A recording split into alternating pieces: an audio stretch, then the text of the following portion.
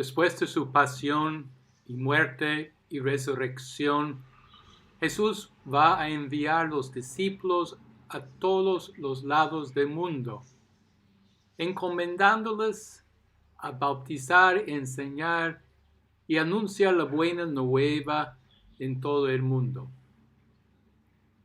Con esto comenzamos lo que San Lucas va a señalar el tiempo de la iglesia. La iglesia brota de este periodo entre la resurrección y la ascensión del Señor y la parucía del futuro. En esta época, al inicio de la iglesia, vamos a ver el desarrollo de carismas y ministerios. Estos van a ser desarrollando después y durante los siglos que sigan. Pero es importante entender su perspectiva en el Nuevo Testamento para que podamos ver cómo el Espíritu de Dios, que Jesús dijo siempre estará con nosotros, como su presencia va a guiarnos en el desarrollo de carismas y ministerios. Habiendo ya visto carismas del Nuevo Testamento, vamos al concepto de ministerios. En la clase anterior hemos visto el tema de carismas en el Nuevo Testamento. Y se puede ver un resumen de lo que significa este aspecto en el Nuevo Testamento con esta cita del Papa Juan Pablo II en su exhortación apostólica sobre los laicos.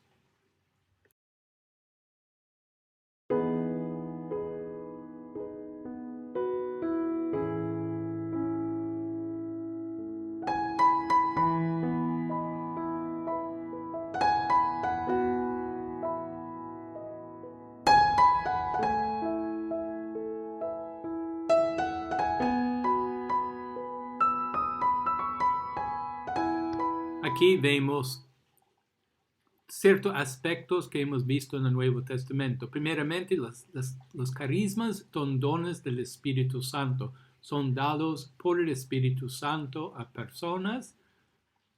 Segundo, son para la edificación de la iglesia. No son para uno mismo, sino para edificar la iglesia. En ese sentido, los carismas sirven porque ayudan en edificar la iglesia.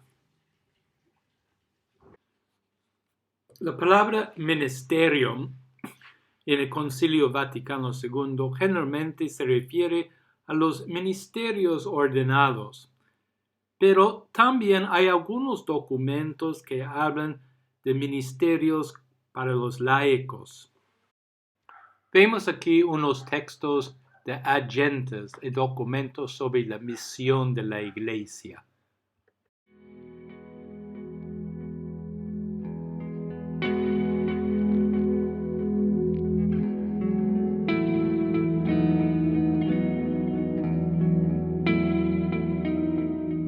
En el número 15 de Ad Gentes encontramos esta referencia a los ministerios que manifiesta que son funciones de los sacerdotes, diáconos, catequistas y la acción católica. Entonces vemos aquí referencias a ministerios de laicos.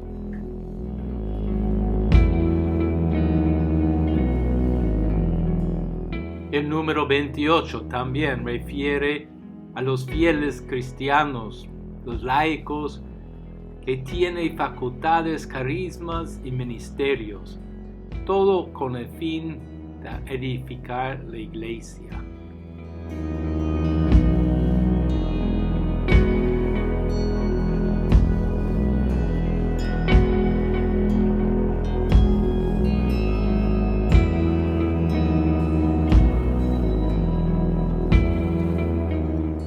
En la Constitución sobre la Iglesia Lumen Gentium manifiesta que el cuerpo de Cristo contiene una diversidad de miembros y oficios. Es un solo espíritu pero se manifiesta entre los laicos con una diversidad de ministerios.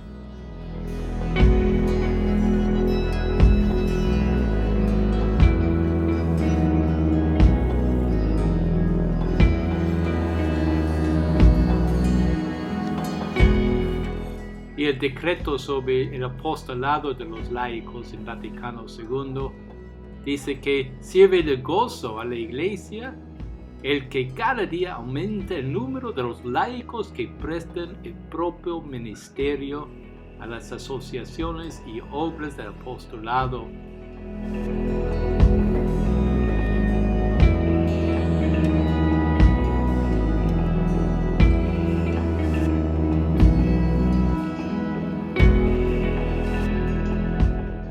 Juan Pablo II también en su exhortación sobre los laicos número 23 manifiesta ministerios de los laicos que colaboran con los ministerios ordenados.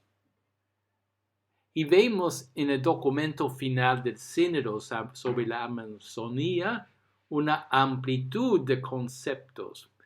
Tiene una sección dedicada a la iglesia ministerial y nuevos ministerios, y incluye en su lista de ministerios el ministerio de acogida, el ministerio de la enseñanza. Dice que proponemos crear nuevos ministerios especiales para el cuidado de la casa común y la promoción de la ecología integral. La Iglesia de Amazonía necesita también promover y conferir ministerios para hombres y mujeres de forma equitativa. Ese es un gran avance en el concepto de ministerios en la Iglesia. Y este incluye un ministerio instituido de la mujer dirigente de la comunidad.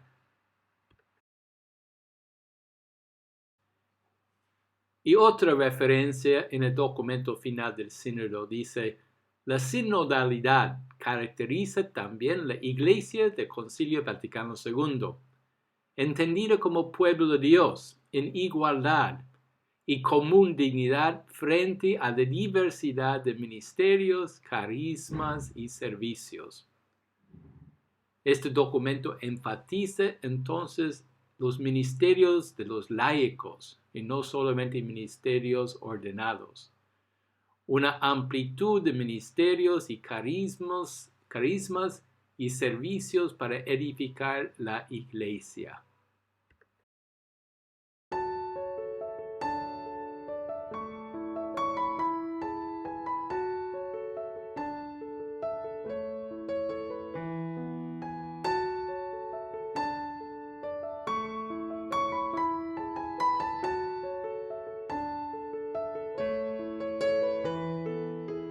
San Pablo en la carta a los Corintios menciona 3 ministerios en orden de importancia: apóstoles, profetas y maestros.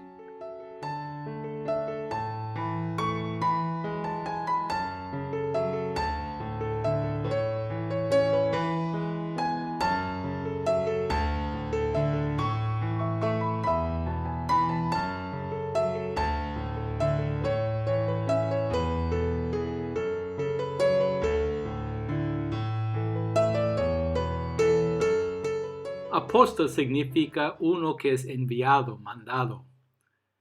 La referencia a los 12 apóstoles ocurre 2 veces en el Nuevo Testamento. Y para Lucas y en los Hechos generalmente usa el término para referirse a los 12 y Pablo. Pero hay algunos casos donde está usado más ampliamente. Pablo reconoce a los 12 como apóstoles, pero también se refiere a otros apóstoles. Para él, los criterios para ser apóstol son escogido por Dios, ser apóstol por voluntad de Dios, y mandado por Cristo resucitado para dar testimonio de él.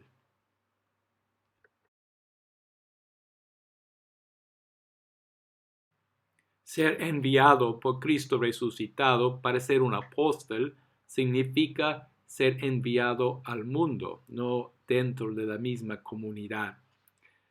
En los Hechos de los Apóstoles vemos las cosas que son el ministerio de los apóstoles, que incluye predicar, enseñar, cuidar a los pobres, la oración, escoger otros ministros, resolver problemas. También posiblemente bautizar. Pablo dice que no bautiza en 1 Corintios, pero hay implicación en el mandato de Mateo que bautizar era parte del rol de los apóstoles. Y otro es presidir a la Eucaristía. Solamente una vez en Hechos capítulo 20 hay una referencia de un apóstol presidiendo la Eucaristía. Y el énfasis de hecho es más sobre el ministerio de la palabra. Hay 3 elementos en el mandato de ser apóstol. Uno es comunal. Es un mandato compartido en forma colegial. Pablo manifiesta esto con el uso de la plural. Pues bien, esto es lo que predicamos, tanto ellos como yo, y esto es lo que han creído. Ahora bien, si proclamamos un Mesías resucitado de entre los muertos, como dicen algunos ahí que no hay resurrección de los muertos. Aquí Pablo subraya la colegialidad de los apóstoles. Segundo, es un ministerio que dura por siempre. Las últimas palabras de Mateo dicen, yo estaré con ustedes todos los días hasta el fin del mundo. Entonces, este es parte del ministerio de los apóstoles, que este ministerio seguirá por siempre, hasta el fin del mundo. Y tercero, es autoritativa. La autoridad de los apóstoles no es solamente sobre las iglesias, sino también sobre los espíritus malos.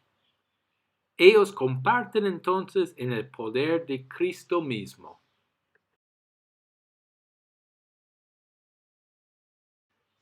El ministerio de profetas. Un profeta no es alguien que va a ver el futuro, sino alguien que proclama la visión de Dios. Ver las cosas como Dios lo ve. Hay muchos profetas mencionados en el Nuevo Testamento, hombres y mujeres. Aquí hay algunos textos que pueden guiarnos.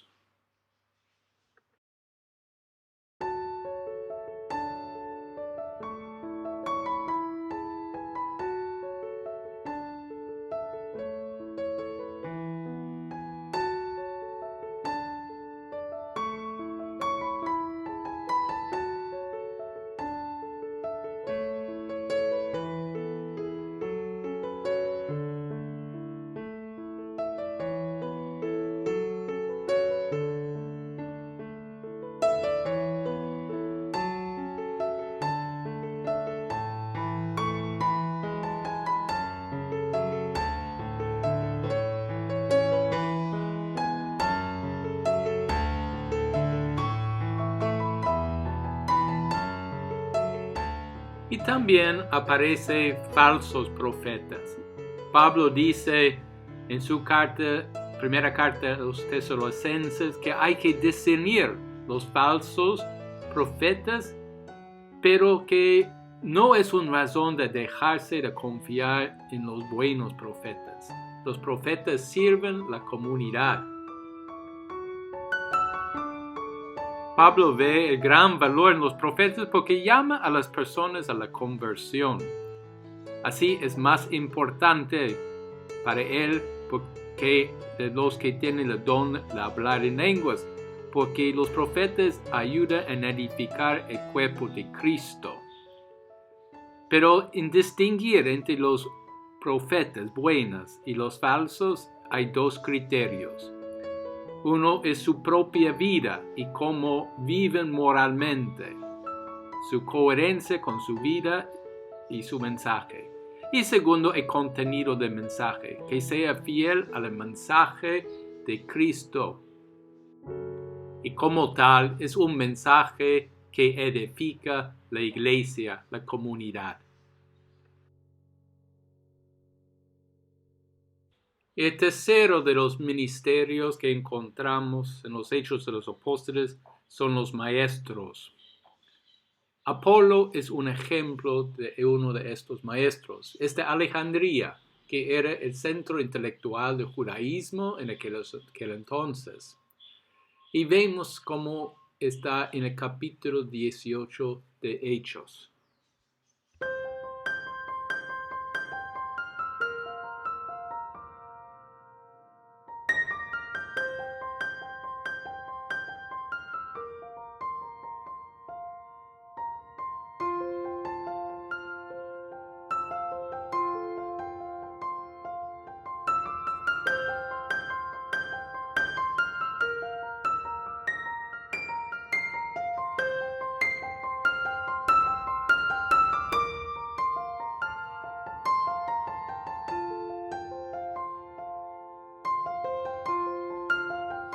Pablo también menciona la figura de Apolo en su primera carta a los Corintios, en lo cual él está subrayando que sea lo que sea el ministerio, son para el servicio de construir la iglesia, la comunidad de Cristo. Todos los ministerios apuntan hacia esto.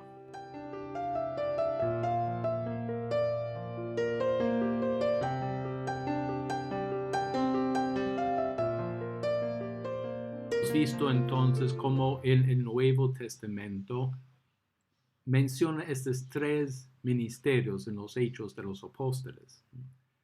Apóstoles, profetas y maestros. También hemos visto que el concepto de ministerios es para el servicio de la iglesia y no es la intención en los Hechos de los Apóstoles ni las cartas de Pablo limitarlo necesariamente a estos tres. Depende de cómo responden a las necesidades de la iglesia en cualquier época.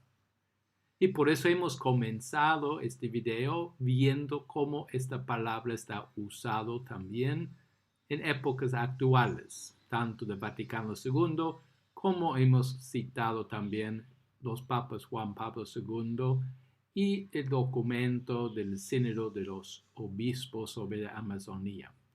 Esta idea de ministerio es siempre apuntando hacia la necesidad de la iglesia y abarca lo que llamamos ministerios ordenados y a ministerios que son de los laicos, pero igualmente para construir el cuerpo de Cristo.